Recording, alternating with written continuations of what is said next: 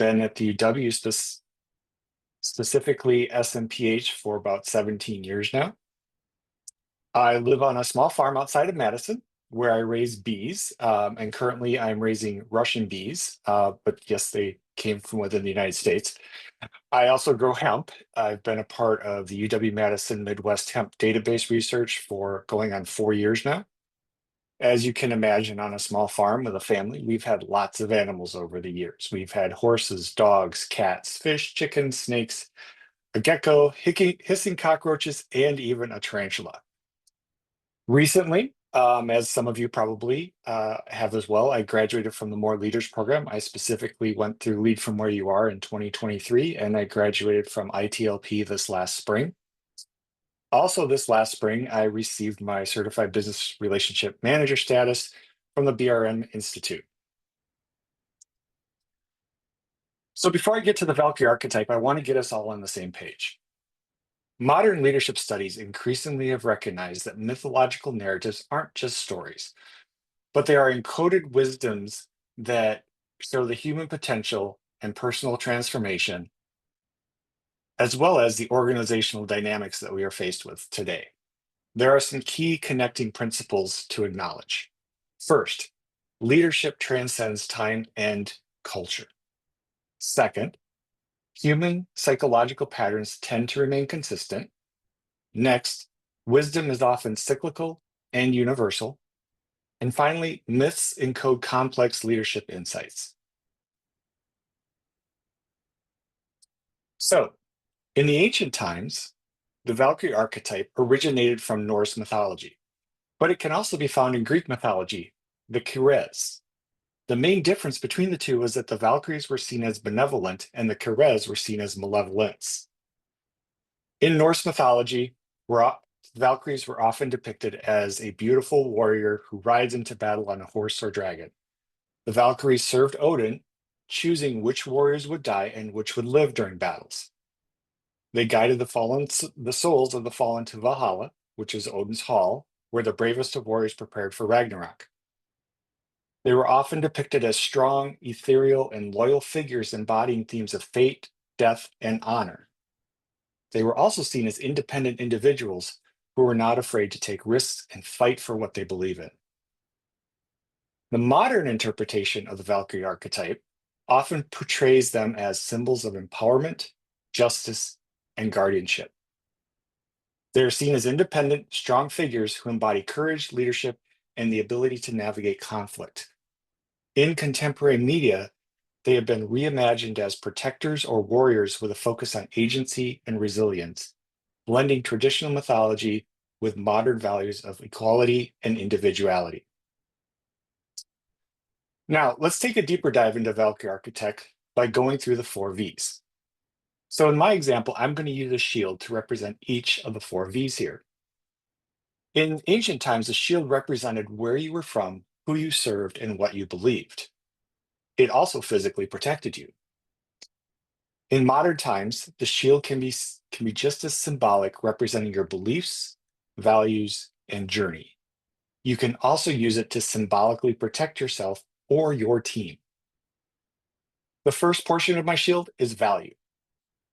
Typically, when we think of value, the first thing that comes to mind is the physical value or worth of something. In other words, tangible value or worth. I'm going to focus on the intangible side of value, not something you can easily see or touch. So in ancient times, Valkyries were the protectors and guides for the souls of the fallen warriors, as stated earlier. This meant they focused on the idea of value as well as recognizing and uplifting others. They also believed that every life has worth, and they actively participated in ensuring that the valor of these warriors is and was remembered. Now, in modern times, in leadership, we value our team members by understanding their strengths and contributions, as well as promoting a sense of belonging and purpose. So you're probably asking yourself, how does this actually look today? Well, before I give you some examples, we need to first understand what value means to a person. And to do that, we have to understand Maslow's hierarchy of needs, the image that you see in front of you. Simply put, the needs of a person will change as we fulfill the needs at each level. However, you have to start at the bottom and you can't skip a level. So the levels build on each other. You also have to understand where each person on your team is at with regards to the levels of the triangle, because how you show them value will be dependent on where they are in the triangle. Finally, the triangle does not include just work things, but it includes personal things as well. So here are 3 examples I have found useful. There are many more out there. The first one is recognition and meaningful appreciation. How do you do this? You can publicly acknowledge technical achievements in people, highlight when individuals make contributions, provide specific, meaningful performance feedback. As we say in More, feedback is a gift. Offer both monetary and non-monetary recognition, and create technical hero type recognition programs. Another example would be work-life balance and well-being. When can, offer flexible and remote work arrangements. Implement no meeting deep work blocks.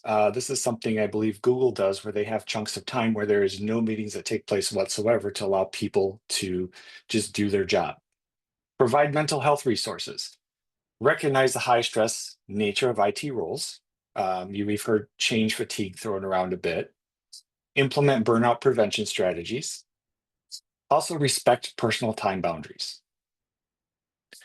The third example would be inclusive and a supportive environment. So we're back to foster psychological safety, promote diversity in your technical teams, ensure equal project opportunities, make sure everyone gets a chance to be on different projects.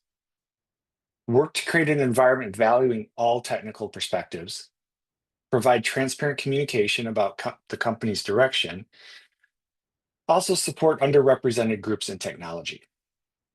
These examples demonstrate that leader isn't just about managing technical resources, but about valuing the human beings behind the technology.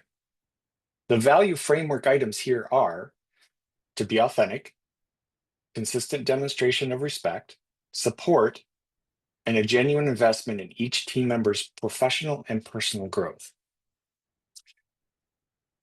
The next part of my shield is vision. This is probably one of the easier of the 4 V's to understand, as we hear about it all the time. What is your mission statement? What is your vision for the future?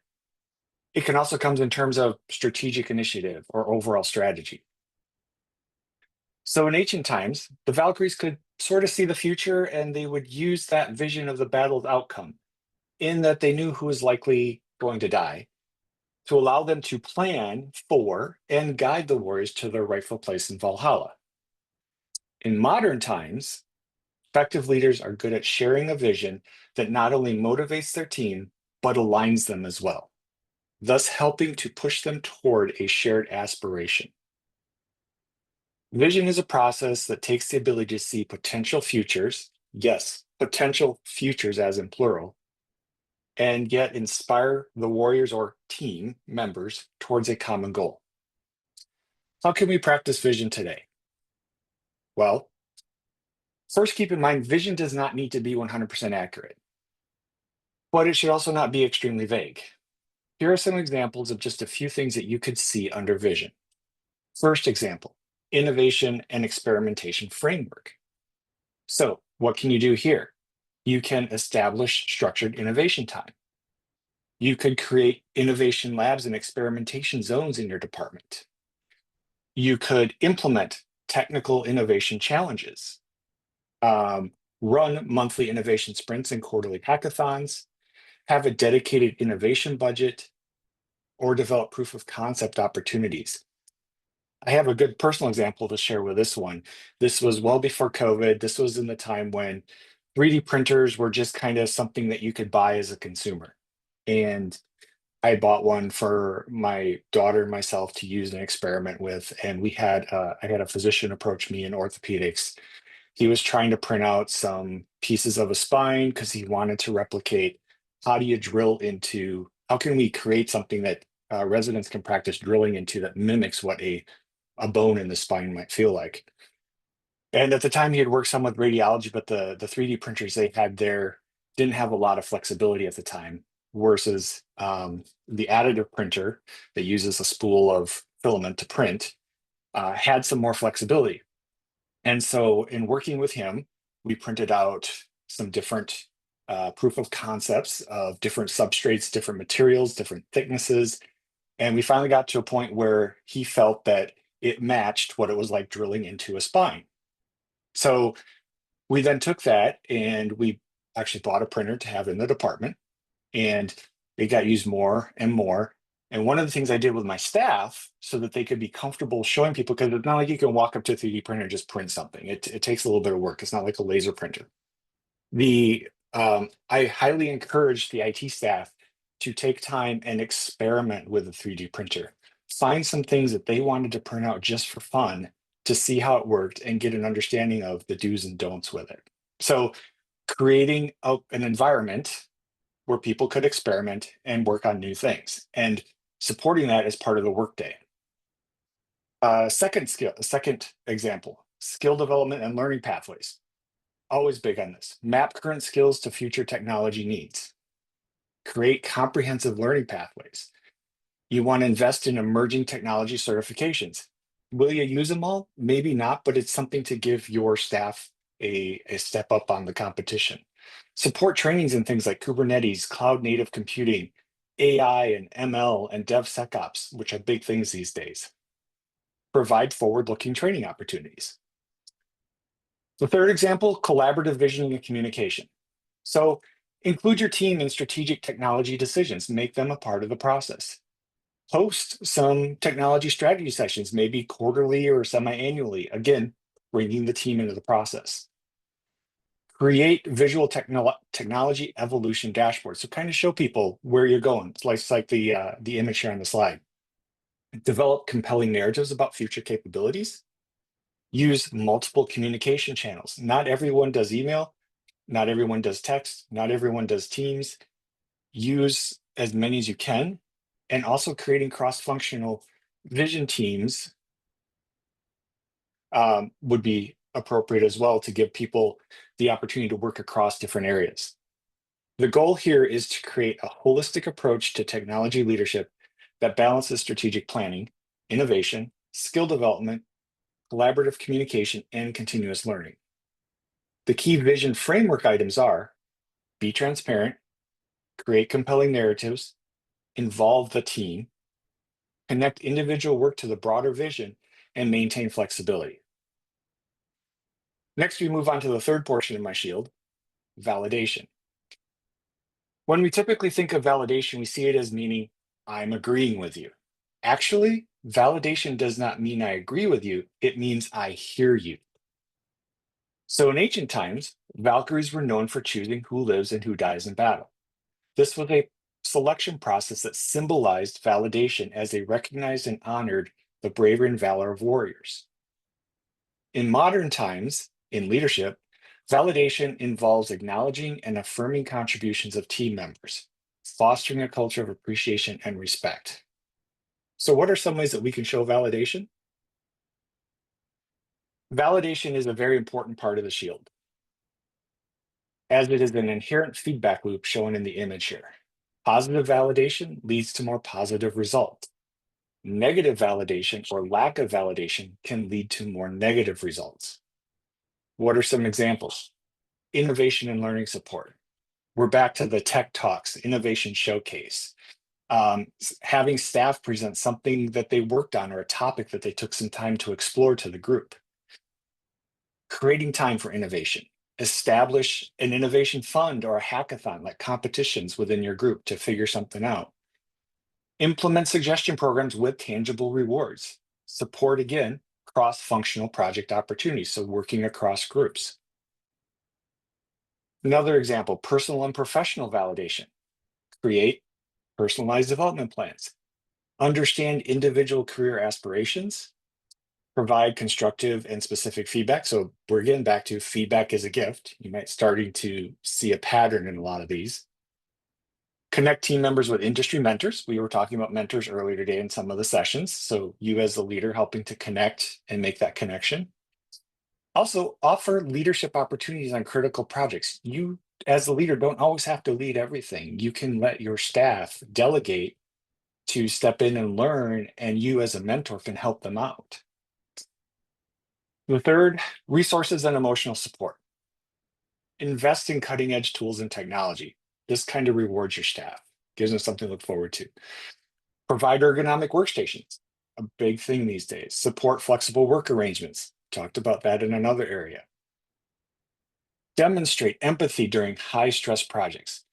You as a leader may not be able to actually do something, but just by simply asking, how can I help? You would be surprised how far that goes into creating and showing that you validate them and that you understand what they're doing and that you understand what they're going through. We were talking about listening early on, where difficult conversations. So actively listen and provide meaningful professional support. These examples emphasize a holistic approach to recognizing, supporting, and validating IT staff's professional journey. The key validation framework items are to be specific, be timely, be genuine, connect the validation to the broader organizational goals, and again, tailor recognition to individual profession preferences. Now, the fourth piece of my shield, vulnerability. This is probably the hardest and most complicated of the four V's. Well, as a society or culture, we've actually made it complicated. It really isn't. Typically, it is seen as a sign of weakness. I am vulnerable. When I would challenge you to think of it as a sign of strength, sharing your weakness actually presents as a strength. It's an interesting concept. So in ancient times, Valkyries were always seen as fierce and powerful. However, it was their connection to the human experience that showed they could embody vulnerability. They got to see the struggles and sacrifices warriors made, which required the Valkyries to have empathy and emotional awareness. In modern times in leadership, when we embrace vulnerability, we can foster trust and open communication. This allows us as leaders to connect more deeply with our teams. What does vulnerability look like? It is the bridge that leaders can construct with their team to show them that they have empathy and emotional awareness. Keep in mind, the team is always vulnerable to you. It's a simple power dynamic. You're the boss. By flipping the script and sharing how you as a leader experience vulnerability completes the bridge.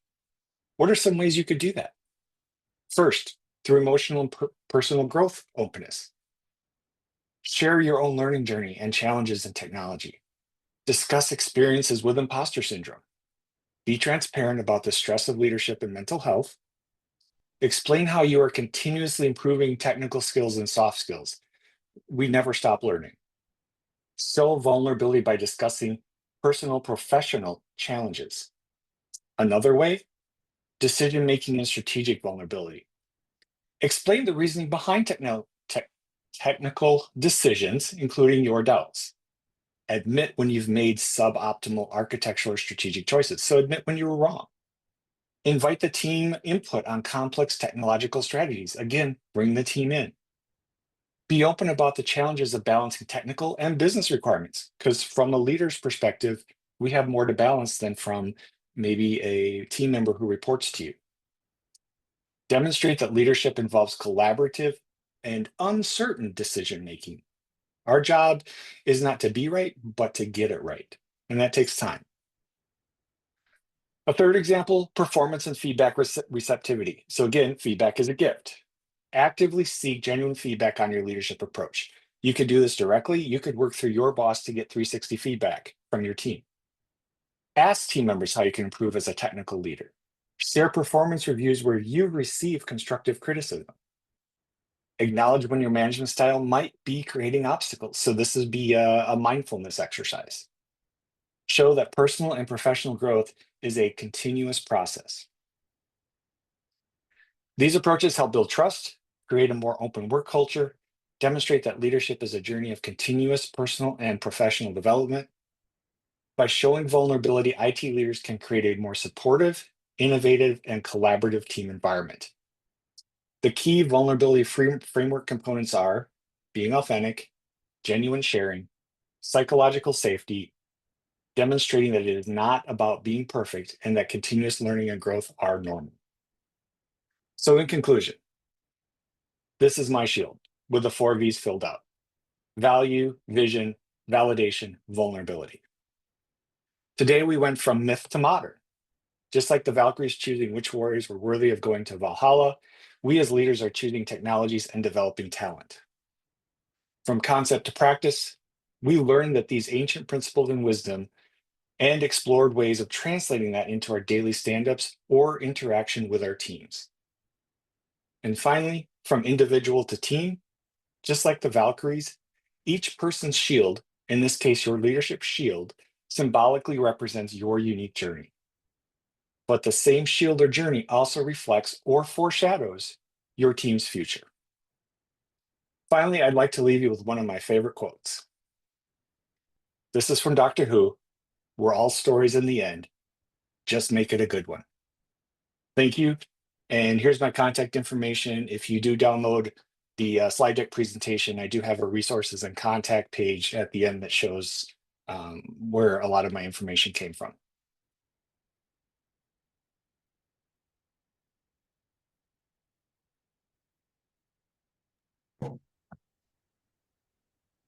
Thank you, Ken. Appreciate the talk. Does anybody in the room here have any questions? I guess I can start. This is Nils, by the way. Do you have Norse background, I assume? I do not actually. I like to refer to it as Czechoslovakian, but Bohemian. My Okay. father, my great grandparents came over from Bohemia, actually. Great question though. Not really a question, but I know someone was probably asking, is like, how did I come up with the analogy of Valkyrie with the 4 V's? I'd had the 4 V's as I was going through more last year, and I really wanted to do a talk and a presentation as I kind of came up with this. And I really didn't know how to connect it to something that maybe might intrigue people. And I happened to be watching, I think it was Valhalla on Netflix. It was a Viking series, right? And then I was like, oh, Valkyrie. And I'm like, huh, is there any connection? So I started doing some research and there was a connection. So I'm like, it's a V. I got 4 V's. It worked. Good hook. Yeah. That explains a lot. Dave, do we have questions from online? Nope, just a lot of great talk and thanks and such like that. Perfect. Once Awesome. again, any questions in person? Okay. Well, Ken, thanks a lot for your talk. We appreciate it. Awesome. Thanks, guys, for listening. I appreciate it. All right. Have a great day.